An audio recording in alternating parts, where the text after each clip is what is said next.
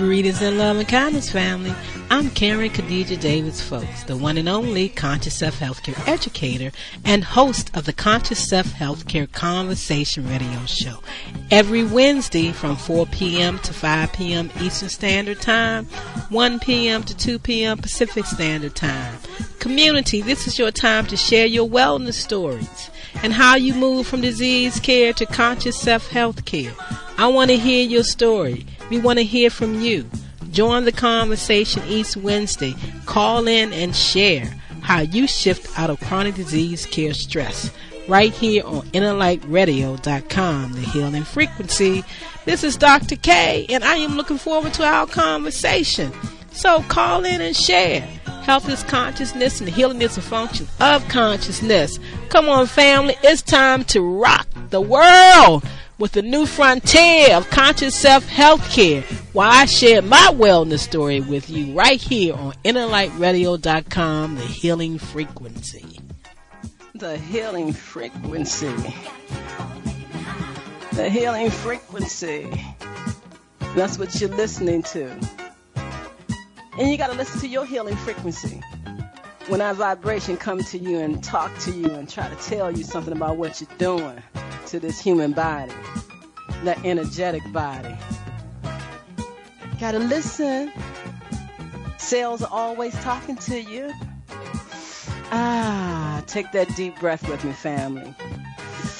You know how we do it. It's your time to sit back and relax. Focus on yourself.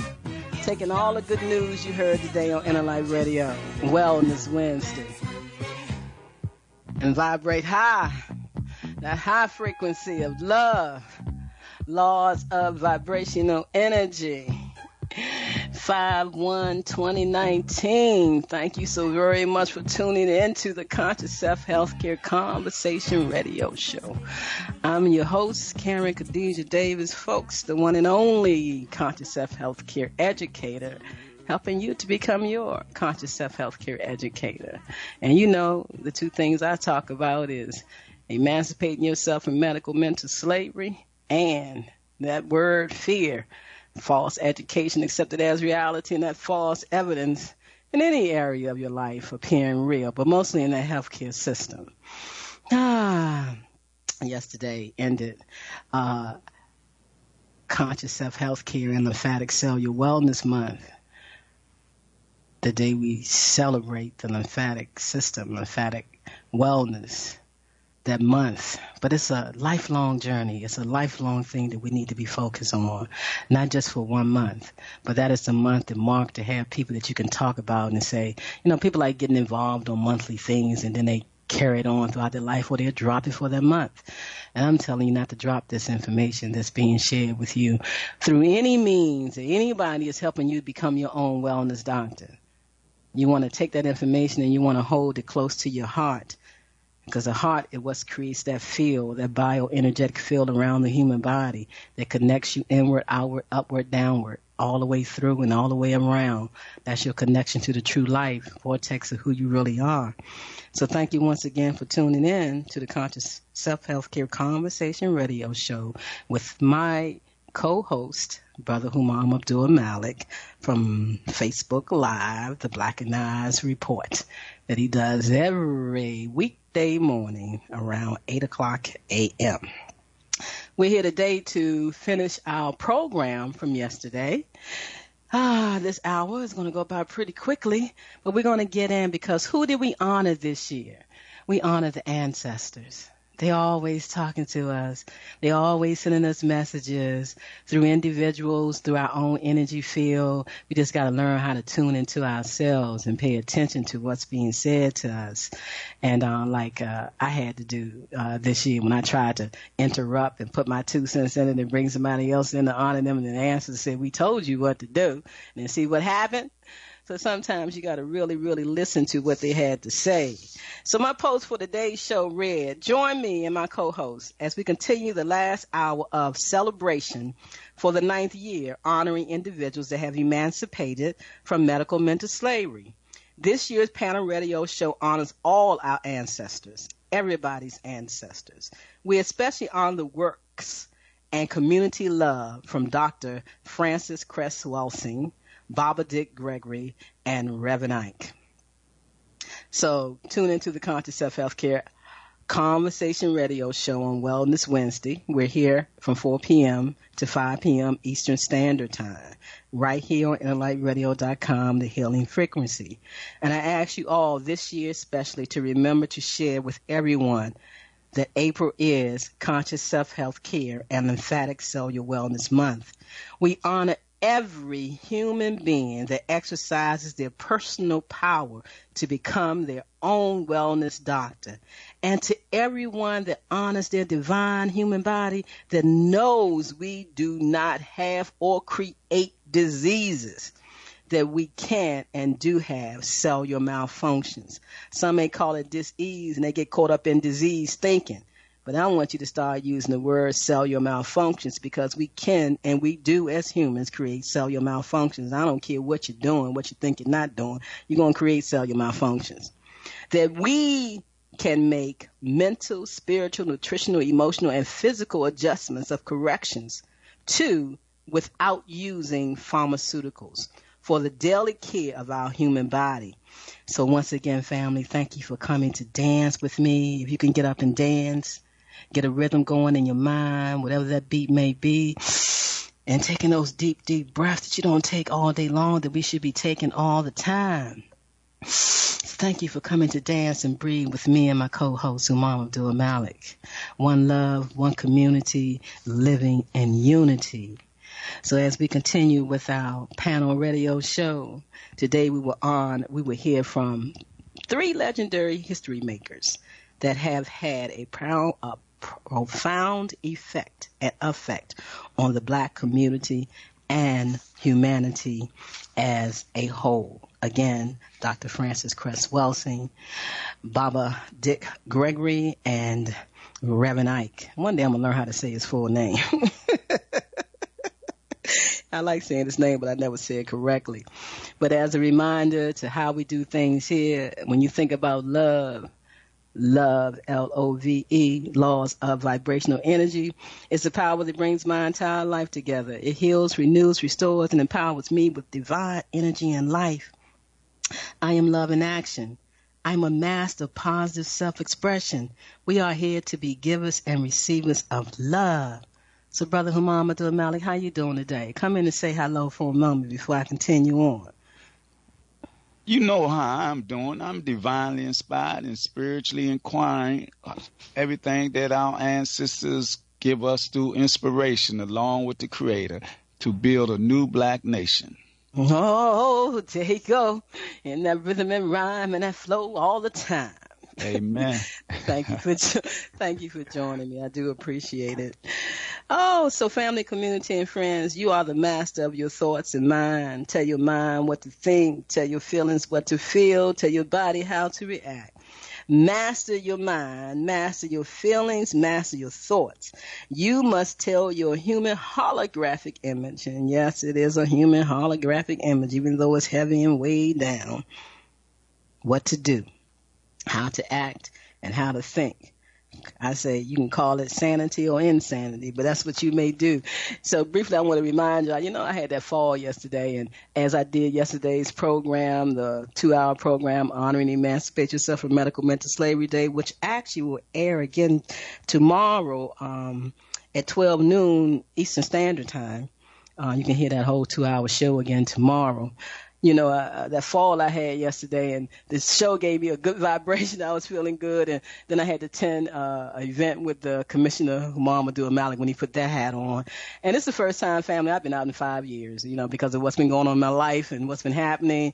I haven't been doing anything. When I went out yesterday, and after that fall, I had to sit down and listen to the program for an hour. My body got tight, but I sat there and I listened to the program. It was pretty good. It was powerful. Some things came out that was powerful. And then we went up to the rooftop. Oh, it was a lovely rooftop. The night was nice. The breeze was good, and the violinist was there, and he was playing. And I was all into it. I was right center stage, just standing up there, just moving and grooving, relaxing my body. When I came home, I'm telling you that I did not feel everything. Did my body not remind me what state it was in? But I just took that nice bath. Get my body nicely rubbed down, and that's how you got to do. You got to take care of yourself. When your body speaks to you and tell you to do something, you got to honor it, and then you'll be all right. And you try to do everything holistic, naturally, and energetically for yourself, and then everything will turn out all right. So we're going to get into the program because we got 3 clips that we're going to hear from our panel this year because they're all ancestors. And so I went out and I got the perfect clips to help us fortitude, tenacity, staying strong, stepping up out of the dark ages of disease, kid, becoming your own wellness doctor. Conscious living through living consciously is the key. And that's what we got to start doing realistically, holistically, and for sure, not half-stepping. Not saying I'm a conscious person and you know you're really not because you know what you're doing and how you're thinking. So you want to wake up a little bit higher, to higher grounds if you need to. So we're going to listen to a clip. We're going to have a discussion about that clip. And then we're going to hear another clip. And we're going to have a discussion about that clip. And then we're going to hear another discussion about another clip. Because that's how I got to bring in my panel this year. Because they're not here with us.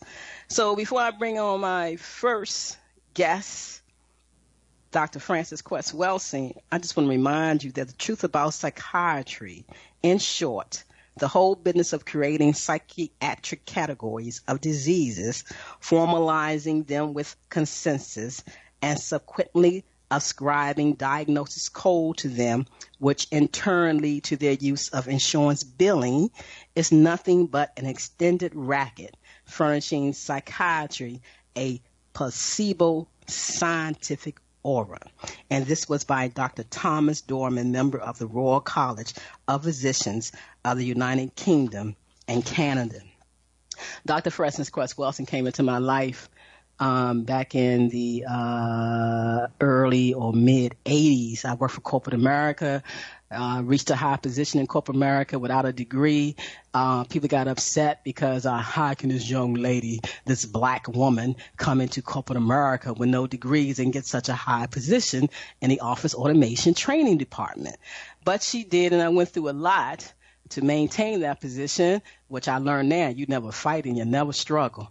But I went to Dr. Frances Cress-Welsing, and she gave me some major advice about how to deal with a lot of things. So she's been in my life for a long, long, long, long time.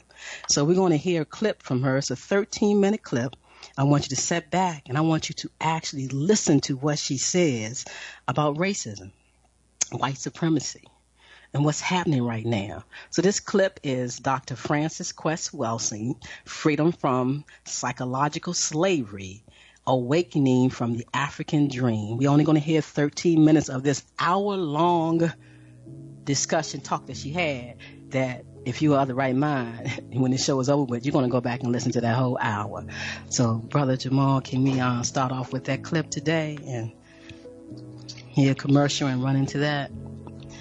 And take those deep breaths, family, and continue to honor yourself and love yourself.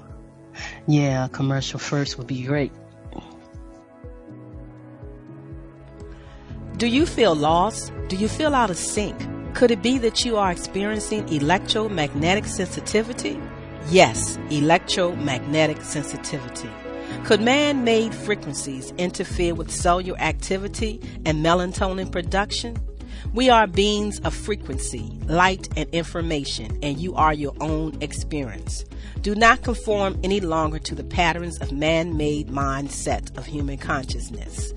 Be ye transformed by the renewing of your mind. Schedule your Nest Provision Human Body Field Scan with Dr. K, 202-248-7749.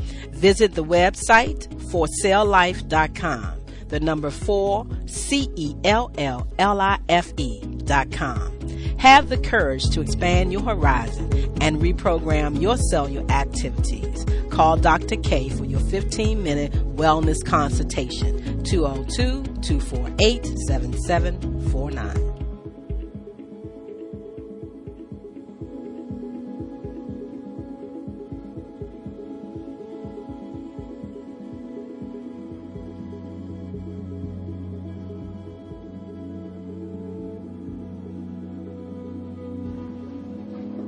Good afternoon, everyone.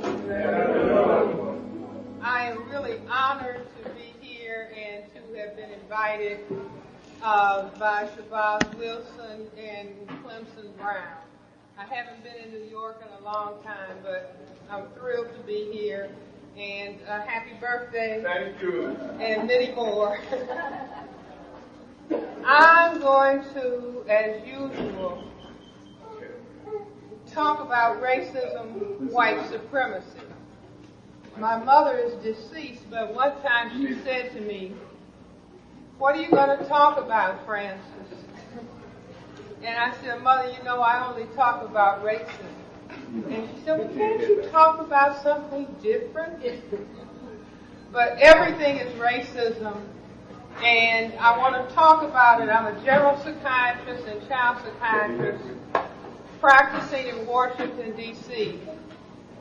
And I have arrived at the point where I feel that the most important thing that we as black people need to understand is this powerful dynamic of racism.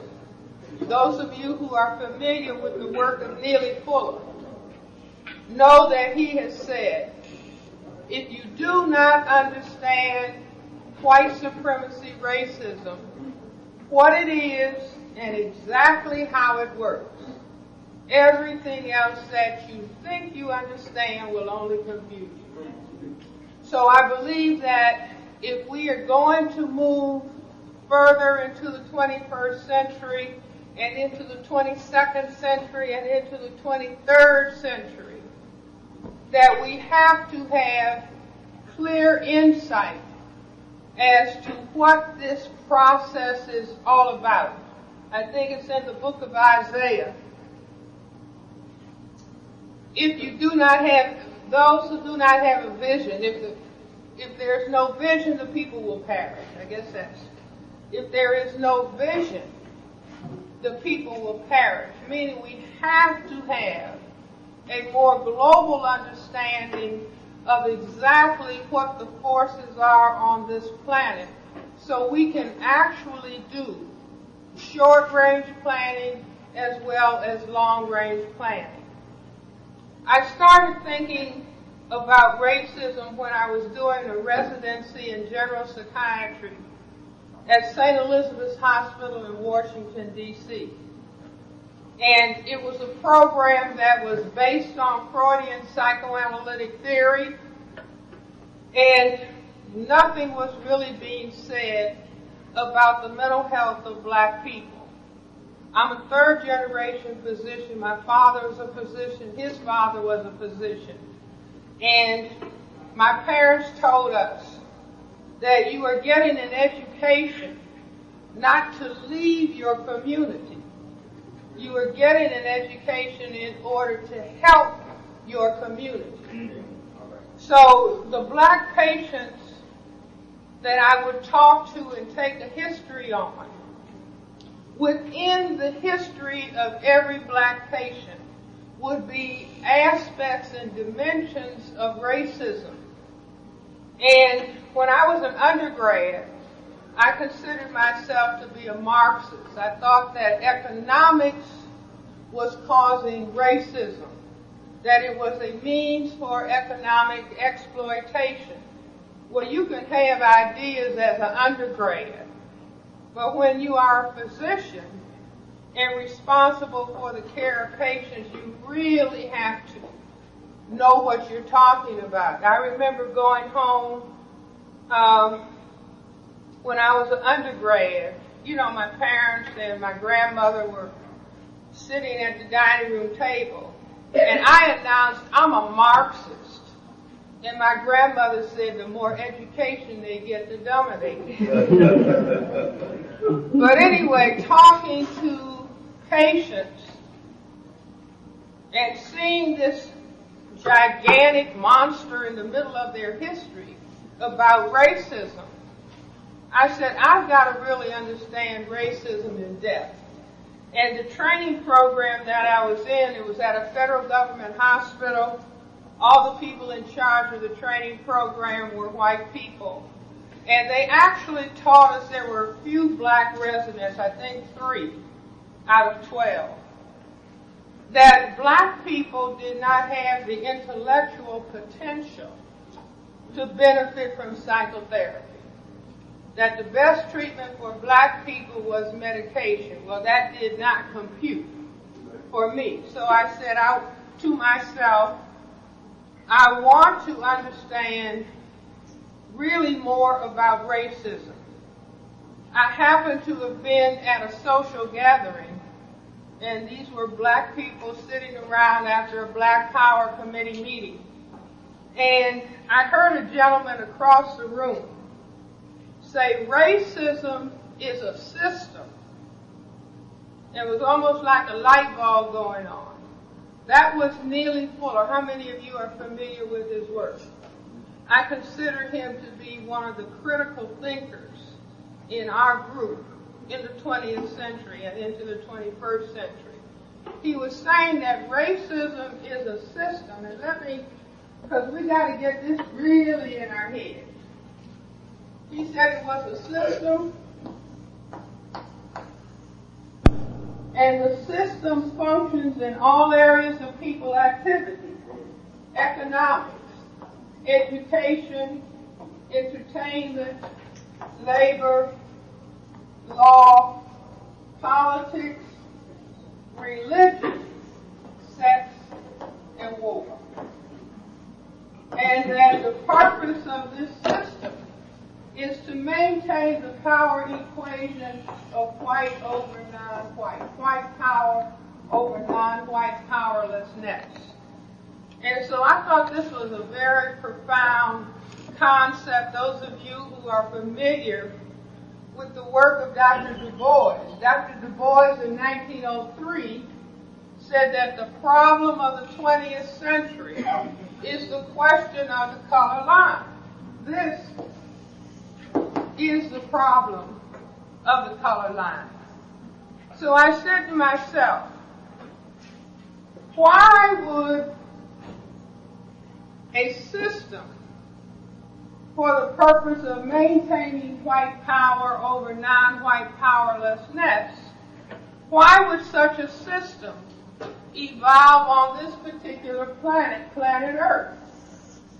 And then I thought about some of the things that are said within the system. One of the critical things is that we are taught that white is a majority. Is that right? And we are told that non-white is genetic inferior. And then I just thought about the things that, you learn going to school for a long time and going to medical school. I said, wait a minute, white is a tiny minority. Fewer than 1/10 of the people on the planet have white skin.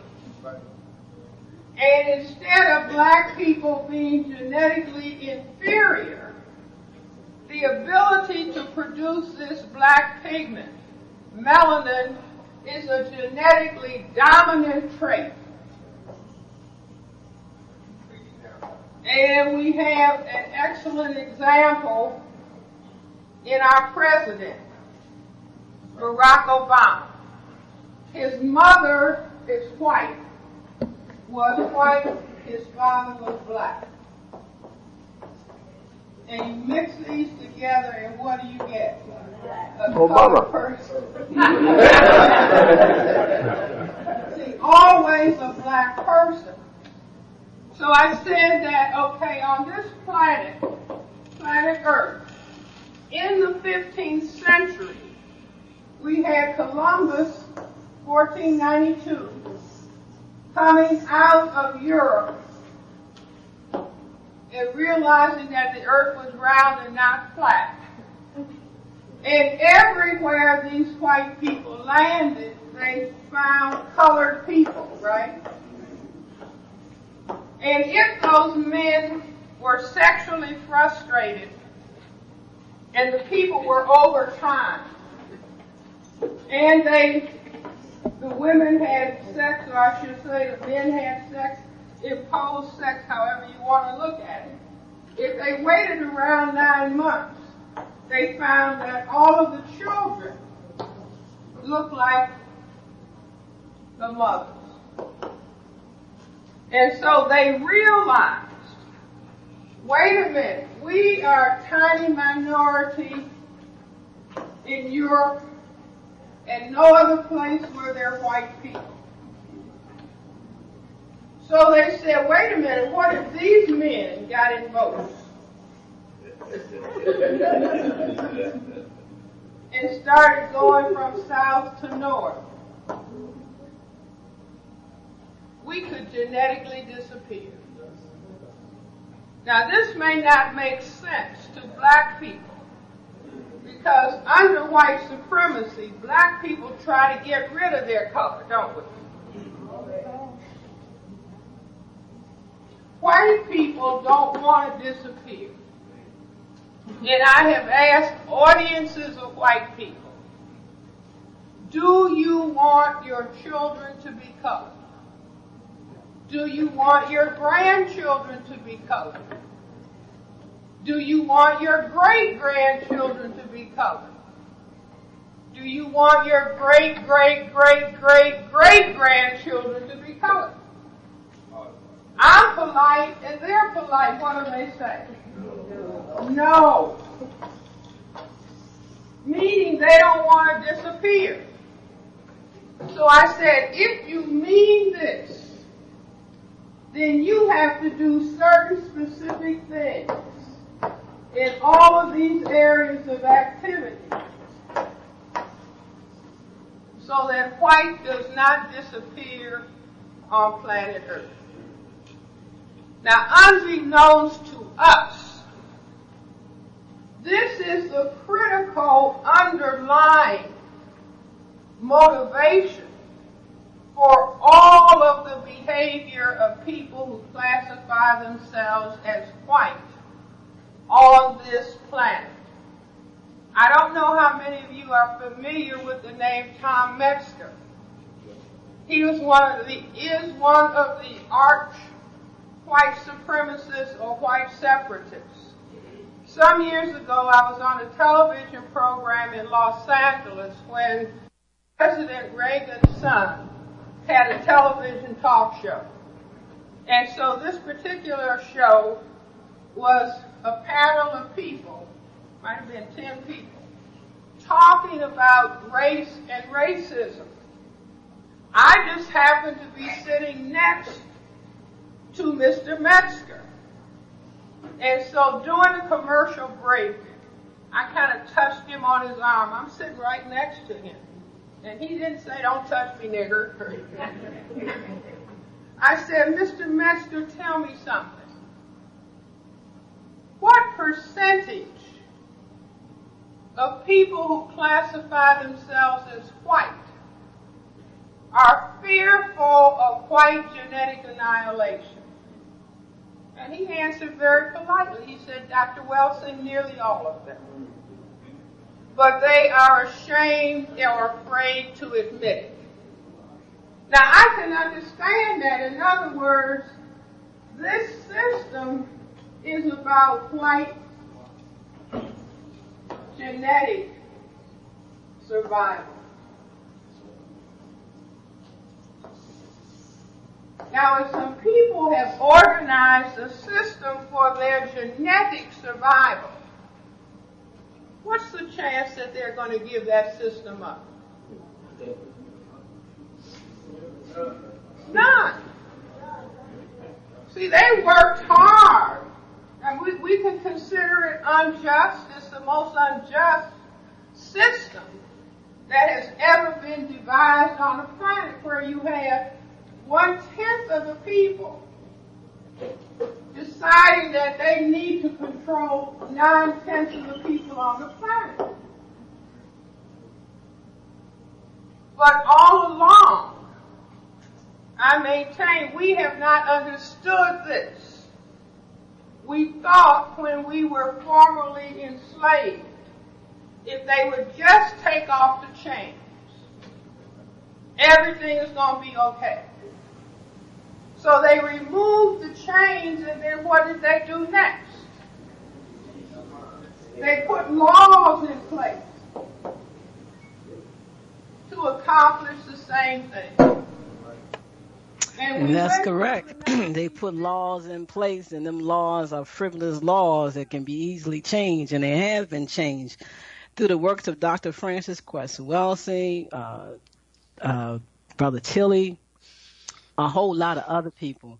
And it's something that Brother Muhammadu Malik does on his Facebook Live report, uniting us around the globe, definitely with the hashtag Black People's Comedic Boycott Ham.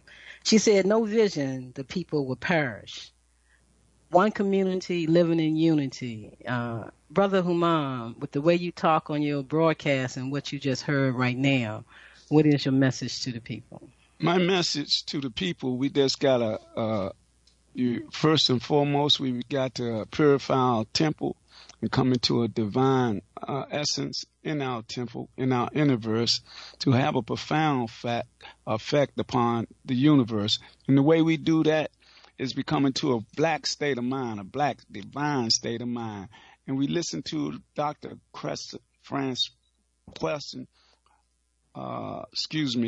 Dr. Francis Cress-Welsing, and we listen to her words of power, her words that explains in a very powerful way the genetic differences between us and the genome primate.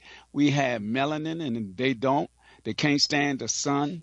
And I say that we come together in a black note of like inner light, like with understanding of who we are as black melanated people, and come in that understanding knowing that we have a genetic enemy, a natural enemy that don't like you or me. There's genome primates, Neanderthals and troglodytes, and they come out of caves while we lived in great civilizations. And I'm telling, what I heard from her is the message of unification in a black way. That's why I deal with Black and Eyes Incorporated, for our realization as melanated black people. They have a recessive gene. Our gene is not that way because we got melanin. The melanin is the energy from the sun to give us that blackness. And we must come together. This beautiful sister, I mean, she was so beautiful in her knowledge about racism, the epitome of this nation we call the United Snakes of Hypocrisy under Satanic administration. And we got to unify. Our message to ourselves is to unify and come together on that black note so that we won't get choked up on the idiosyncrasies of these racist, demonic people. I'm just being real. I mean, I'm only like 22,300 something days of revolutions around the sun. But in my experience on this planet, through history, through them telling us what they done to us, through the rapes, the lynchings, and the castrations, and the burning, and all that, and this so-called thing called slavery, but it was nothing but captivity, because no human being can be a slave. We can be in captivity unless you accept that. Because like I say, and will always say, I never was a slave or nigga. I love that poem. Yeah, nigga is the European, because they was lazy and shiftless. We was forced to work. So how could nigga apply to us? Yeah. That's why when they say the N-word, I say I don't care nothing about that, because our next brother that's going to talk, he always said nigga. And I love him to life, man. My ancestor, I love him to life. I say, man, why you keep talking about nigga? Nigga, because I ain't no nigga, I'm a niggus. You going to talk about it in a minute. You going to talk about it. You know? Yeah. I want you to say your conversation, because I ain't talking a whole lot today. So we're gonna do that. We're gonna do that next clip in a minute. And it's from Dick Gregory. You heard it at the end of yesterday's show. And we're going to come back and play that again. But I want to tell you something, family. You want to go out there and you want to listen to this whole hour-long clip. And anything out there that you can find on Frances Cress-Welsing to help you shift your energy, to not to stay in a state of anger or a state of hatred, but to become smart. It's time for black people to unite as one, move forward, build that Wall Street again. Don't worry about what they're doing. We build that Wall Street again. We work together again. You will see some powerful things happening throughout the United States and worldwide. And we definitely got to go and help our brothers and sisters over there in Africa. They just lost their minds over there. We got to really support them in getting back into knowing who they really are. So we got to come together and we have to unite around the world. That tape is Dr. Frances Cress-Welsing's Freedom from Psychological Slavery, Awakening from the African Dream. Go out to YouTube and go ahead and listen to that full broadcast. And once again, I have to thank her for coming into my life when I had that stressful situation in corporate America and I didn't really know what to do. And I got so frustrated that I ended up in the Psychiatric Institute of Washington for sleep deprivation. And they wanted to turn it all around and make it something else. But because I had an associate at the law firm or the NAACP where I worked at, all the lawyers there were black. And one of the ladies had a stressful breakdown and she ended up there. And my husband and I, we went up there to assist her. I was young. And so I remember what she told me. She said she woke up and she got to arguing with them and they shot her up and they kept her there. And then her family and friends and community turned on her. And I went up there to assist her. So when I went in that place and I woke up, sheer energy came to me and said, Karen, shut up. Shut up and say nothing. They can't give you no drugs. They can't do nothing to you. Just shut up and follow what they say and you'll be out of here on Monday morning. I came out and I went to Dr. Frances Cress-Welsing and I asked her about what I was doing and what I needed to do. And she gave me the best advice ever. Don't fight, don't struggle, don't argue, know who you are and what to do. And like she said, she didn't believe in drugging people. She didn't believe in medication. It didn't compute. It doesn't compute, family. Drugs, medication, pharmaceuticals does not compute. Get that in your brain cells right now and begin to shift your energy. So, you know, I remember my mom saying the same thing to me. Can't you talk about something different? Why you keep talking about healthcare like that? But my mother eventually learned and understood and changed her energy, and she stepped up out of the dark ages of disease, can't stop taking all pharmaceuticals, and made her adjustment because she followed the pattern of my sister, who was in that system for a long time with sarcoidosis that took her out. She refused to have a lung transplant, and she just went on her way in peace, love, and kindness. So, family, keep that clip in mind right there. We're going to move on to our next ancestral guest that's joining me on this freedom train ride from pharmaceuticals. We're talking about emancipating yourself from medical mental slavery, and we're talking about loving yourself through understanding April's vibration of conscious self-healthcare and lymphatic cellular wellness, because I was so happy when I learned about the lymphatic system and the power of that system that's connected to the breath of life that shifted my whole life when my son left this planet, because he came to deliver me that message to deliver it to the world. So we're going to go to the next clip, and we're going to listen to Dick Gregory one more time, because it's something that Brother Humam says on his show regularly, and when he talks, based on what Dick Gregory is saying on this clip right here. So, Brother Jamal, when you get that ready, can we hear that clip again from Dick Gregory? Take a deep breath, family, and breathe and honor yourself and sit back and rethink. Got to think a new way. Got to act a new way. And if you've been acting one way and you've been half-stepping, it's time to step up and do it a little bit more powerful. Yes. So whenever you want to come in with that clip, Jamal, it's okay with me. What needs to be said, we think an illegitimate child is a child that don't know where their daddy is. America is an illegitimate child because she has no mother. And this is what the problem is. If I work in a coal mine, in a steel mill, and I come here today and put on a suit but don't take a bath, you got stink sitting up here with you. And what has happened to America, we ain't never cleaned up the filth over 400 years.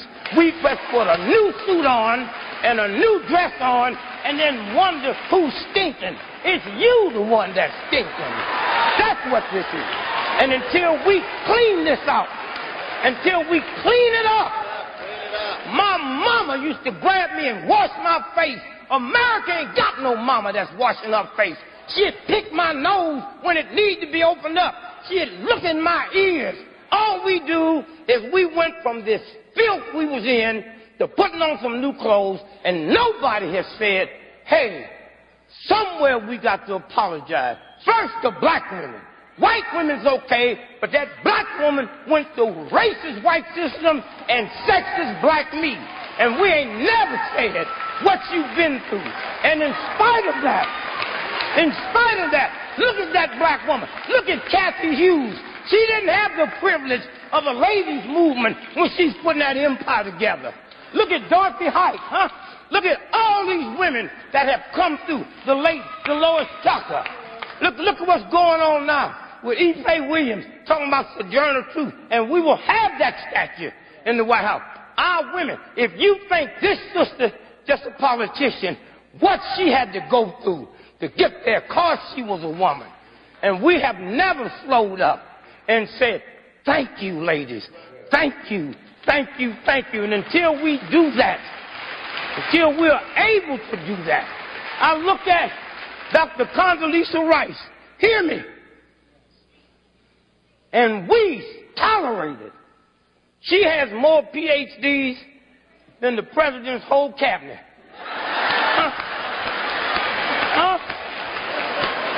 Hear me. And you hear me too, black folks. They call her Condi, but they never call Madeleine Albright Maddie, never call Janet Reno Janny. Huh? Okay? They call Henry Kissinger Dr. Henry Kissinger. And let me tell you, she don't see nothing wrong with it. Let me tell you something. They got a soda pop in America. Blacker than her, they call Dr. Pepper. Huh? Huh? Dr. Pepper. Huh? Lady. Huh? And if you go to the store today when you leave here and don't ask for it by its full title, say, give me a pepper, they'll give you a chili pepper. Every time I hear that, a chili pepper, but chili peppers is hot. They're good for the body. I love Dick Gregory. I love that man so much. I am so thankful for his energy and his time here on planet Earth. I remember, I don't know, about 30, I don't know, 20, I don't know, it was a long time ago when I used to listen to Dick Gregory, and he said, I tell you what, if you go into St. Elizabeth's Hospital and you take blackstrap molasses and then you give it to everybody in there, they'll walk out and they'll wake up. And I have never stopped taking blackstrap molasses to this day. I take that first thing in the morning with my pure lemon water and other things that I do naturally with water to shift the water's energy and vibration to heal my body, which is mostly water. I'm telling you, family, there's nothing like some water, some good water, and you just holding it in your hand and putting your vibration into that water that's supposed to be there. I don't care what you're doing, but the first thing you must do is keep that body hydrated. The brain especially, that's how I experienced this stroke, because I got dehydrated from frustrating from the people, what they were doing in my life through what I did for my mother. But my mother and the ancestors, and especially people like Dick Gregory and other folks, kept me up strong, kept me high during these last 5 years so I could move through this storm that was being put into my life.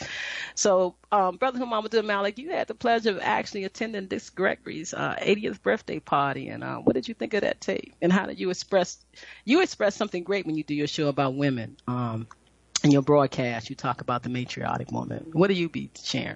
What I be saying, let me correct you, though. It was his 82nd revolution around the sun.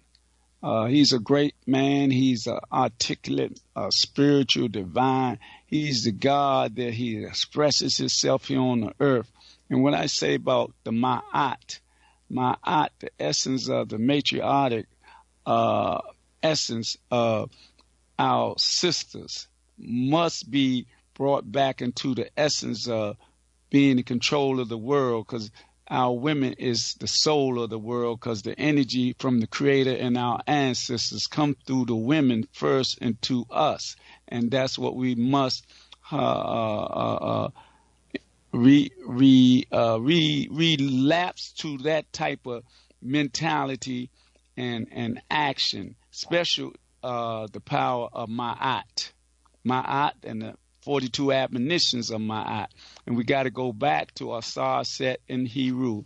Asar, Set is the queen mother of the what they call the Immaculate Conception in reality, because they plagiarize everything from us and give it a name, say Jesus and Miriam and all that. But what I want to say about Baba Dick Gregory, he's my teacher as an ancestors. And at the 82nd birthday, he did this. I was there with a friend of mine. He said, "Is that your woman?" I said, "Yes, sir." And then he looked at it and said, don't I know you? Because they used to work together, right? Mm-hmm. Then he say, didn't I pay your rent for you? It was so funny. But in his comedy, he was powerful because he was politically and he was black conscious of his blackness first and foremost. And he ain't pulled no punches. He spoke truth to power, and he lived a long, fruitful life. And some people say when he passed, he was ready to go. He took himself to the next realm or dimension because he had done his work here. And the thing about when he was talking about about our sisters, man, I apologize to our sisters for we let them go through what they went through, and then we take them through the same nonsense in this day and time, and it got to stop because they are divine. Like I said, all energy comes through them first to us in a matriarchic way and the way and power of Ma'at, and that's what we got to go back to. And we got to start do that now. And our ancestors give us all the information that we need. Yes.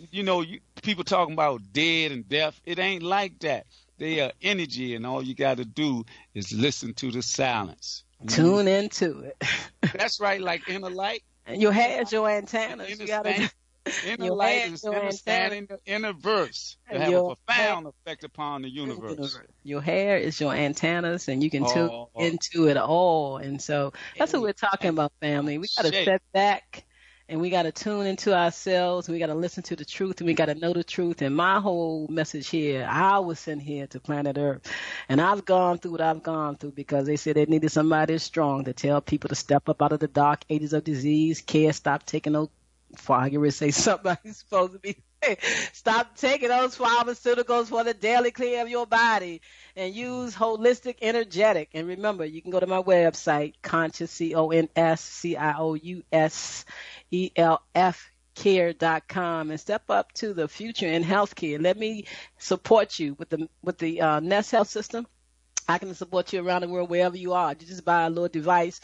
I work with you and your pets. They are part of you. You are part of them if you have pets in your house. So we're going to read both of your human body field, and we can help you shift. And you can read it and understand it and order pharmaceuticals if you'd like or not.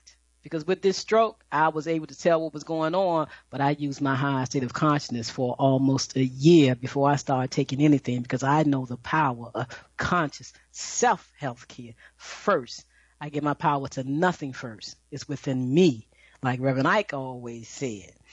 So we're going to listen to our last clip, Brother Humam. And I want to remind everybody that tomorrow, I think Jamal said it was, what time was that? I said earlier it was 12 noon our time. Yeah, 12 his time. 9 o'clock his time and 12 o'clock EST time. You will hear the whole broadcast of the 9th Emancipate Yourself from Medical Mental Slavery Day celebration.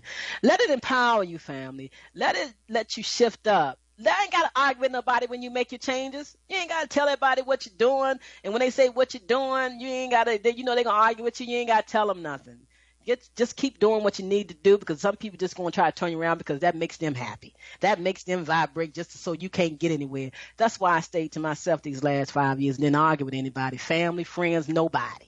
And they believe me. They put everybody in my pathway. People going to walk past me like I don't know them. You ain't speak to me, I ain't speak to you. If you want to think I'm crazy and don't know what I'm doing, you go right the hell on. Because I know who I am and I know what I'm doing. I ain't got to prove, excuse my language, shit to nobody. I know who I am. And I know what I'm doing. And I know the power of my mama. I know what she did, and I know how she did it because she's telling me. And y'all better start clearing up some stuff before I start doing what I need to do to get it cleared up. So open up them vortexes, open up them doors, and let everything move fine. And we're going to leave this radio broadcast show today, and I don't even know if we're going to get it all in, but we're going to listen to a clip from Reverend Ike as we close out our broadcast show today. I don't know if I have the extra time. It's not that long clip. I did run over. But this clip by Reverend Ike, I can't find the talk on. The world is still in your power to control you. The world is still in your power to control you, and you don't want to let it happen. Welding Your Mind Power Part 1 of a 5-part series. So you want to go out there and check out Reverend Ike too. So we're going to start the clip. And if it plays out, you know where to go. YouTube, YouTube. Thank you, Mom. Hey, Ashe. I guess you got the show next week by yourself. I want to speak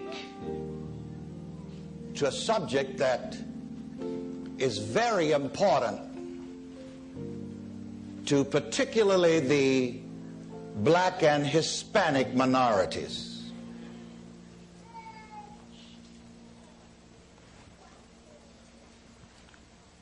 And that subject is, and I'm going to have you repeat it after me, you'll find that I'm purposely repetitious because that's the way the subconscious mind learns.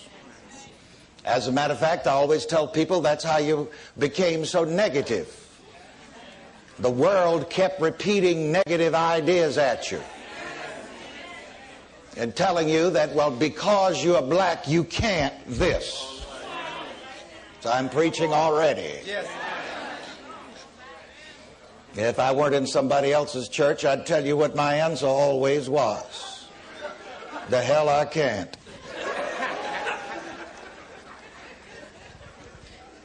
You were born in a certain socio-economic class, and so you're not even supposed to have certain things. And they kept beating us on the head with that until some of us believed it. And of course we know that the Bible says, as a man or as a mind thinks, so is he. So this is my subject that I'm going to have you repeat after me because I want you to get the most of it since you came out here on a Wednesday night. Here it is. Our self-responsibility to stop the victimization of black and Hispanic males. And the two texts that I'm going to use, one is from Joshua. I'll let you use your concordance to do the homework afterward. But most of you know exactly where it is. Quote it after me, please. My people are destroyed for the lack of knowledge. That's not the one from Joshua. I believe the next one is. Choose you this day whom you will serve. All right, you may be seated.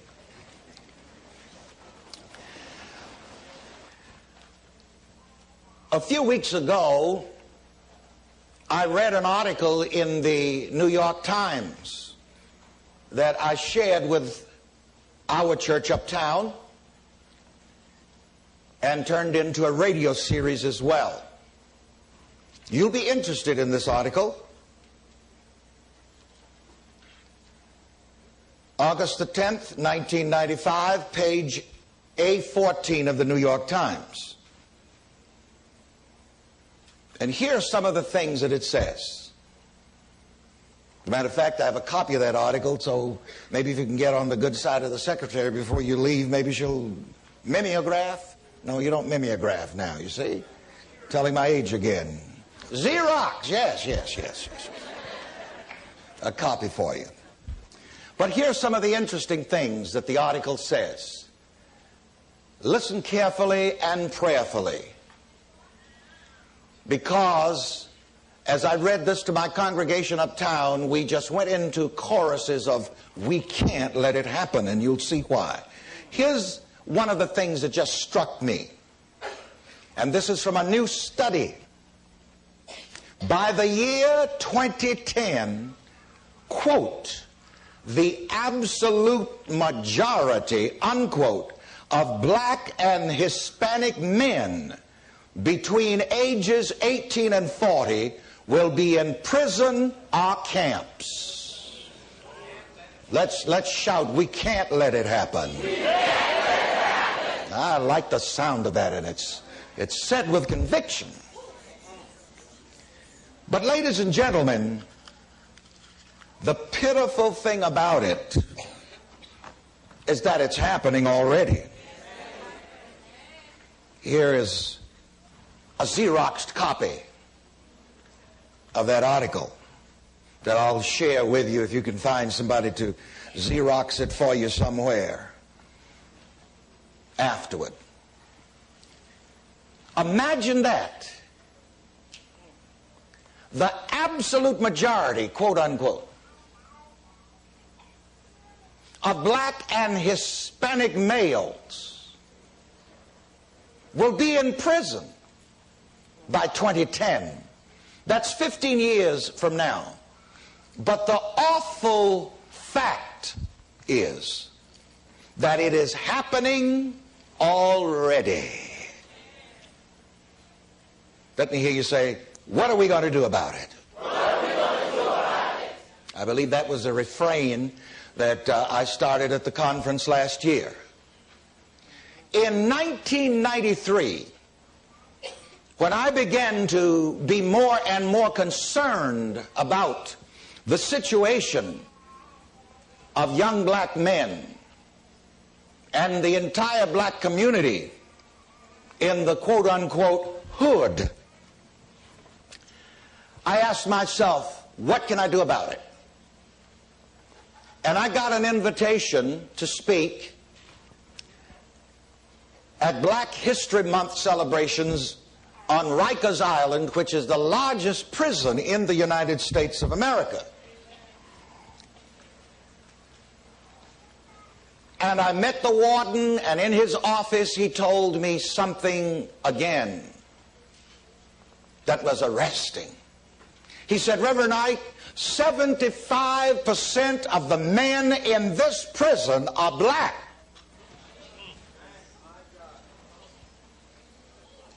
"75%.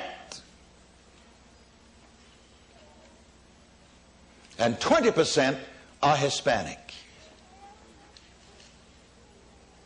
Let me hear you say again, "We can't let it happen." We can't let it happen. We've got to do something.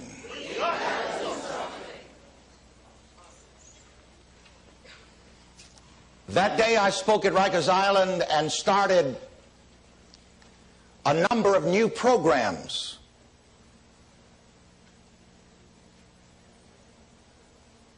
As much as possible, that was a beautiful experience. I'd never been in that particular situation before, and I really never got used to all of those bars and doors clanging shut behind me. I spoke to two different groups. They were all very responsive, asked very intelligent questions. I didn't go to push religion onto them. I was not even going to hold a formal prayer. But my subject was, you have the power and the responsibility to change your life. I prayed about that subject, of course, before I even put it out there and sent the flyers which they distributed.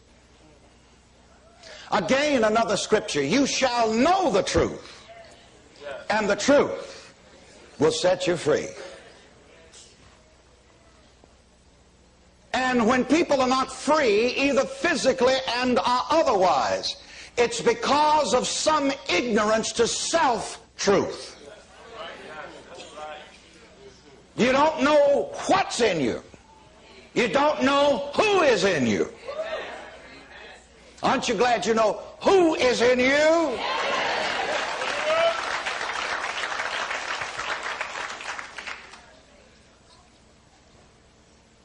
Let me hear you say, thank God I know who's in me. Thank God I know who's in me. And greater is he that is in me than he that is in the world. You see, some of those young men perhaps had never heard that they had the power. Because one thing that the world tries to do is take your power.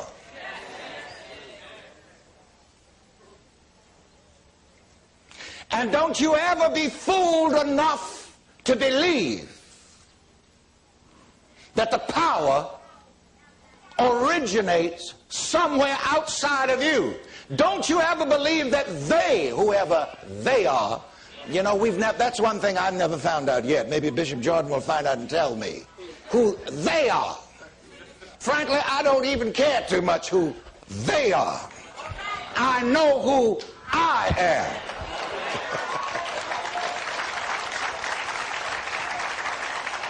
And because I know who I am, it doesn't matter who they are. Oh, that's pretty good. Let's say it.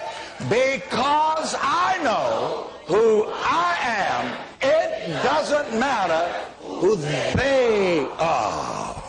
Do a Nixonian quote mark there. Now that's a part or a way of saying the truth that will set you free.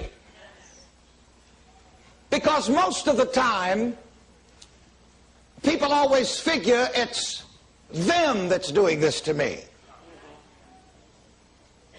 No, they can't do any more to me than I let them. Another great lesson that we get from the Bible, from Jesus and from Paul. Jesus explained to us that we have the power to let. And to let not. Let not your heart be troubled. Neither let it be afraid.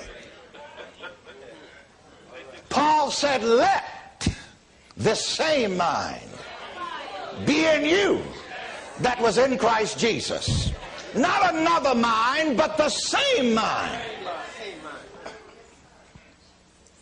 And I'm going to tell you something that I'm sure many of you know this and you've observed this, or you wouldn't be here tonight, you wouldn't be with this wonderful pastor.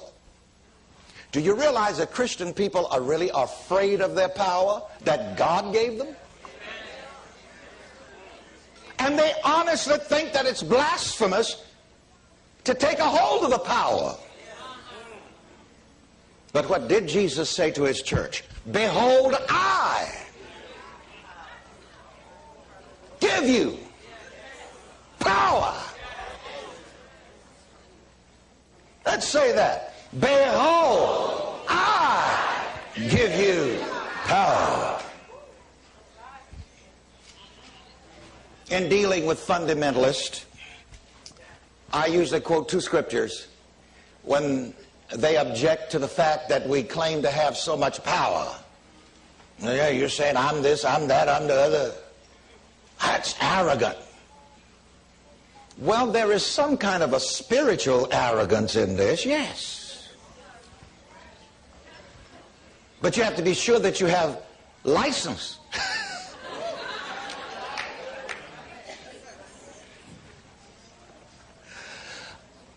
I saw Bishop Jordan's Mercedes out there. It's got a lot of power. What's a preacher doing in a car like that anyhow? I wonder.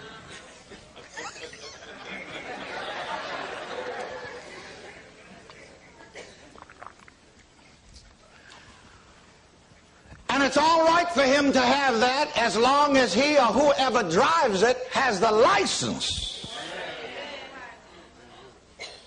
Which means he understands how to relate to the power. He understands how to apply the power.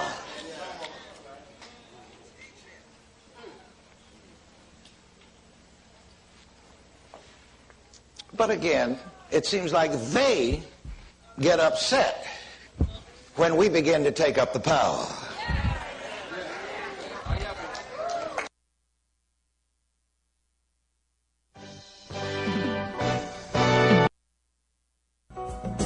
Wake up. Yeah.